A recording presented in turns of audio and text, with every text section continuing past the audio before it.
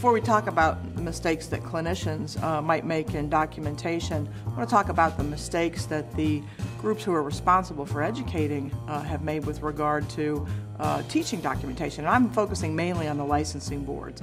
That's their responsibility if they put a rule out or some sort of guideline on what they expect in terms of documentation, to give a little more to the clinician who has to follow that rule so they really understand what's being looked for. It's hard to gain that in the different conferences because not everybody teaches that or focuses on it like we do at PAINWeek.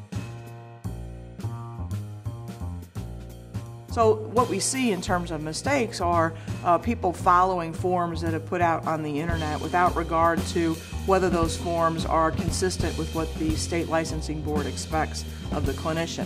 Use of terminology like narcotic, which is a law enforcement term. It's the effect that an opioid analgesic would have on an individual who uses it. But when clinicians use that language, it comes across really ugly. They often don't pay attention to just the form of how their documentation is. There's a lot of mistakes made when clinicians don't review the forms that patients have filled out. There's a lot of blanks, patients skip over information, it may not be accurate. The clinician doesn't go back and review that. And it doesn't have to be the doctor, him or herself. It doesn't even have to be the prescriber. It can just be somebody who's responsible in that chain of care for the staff and the practice to go through and make sure that that's filled out.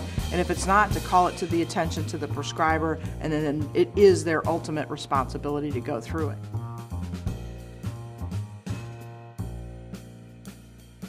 And one final big problem is electronic health records in this particular area of prescribing really can harm the clinician if they don't think about this. That software was not designed to ensure compliance with prescribing requirements. It was designed to help the clinician get paid for the actual healthcare services rendered.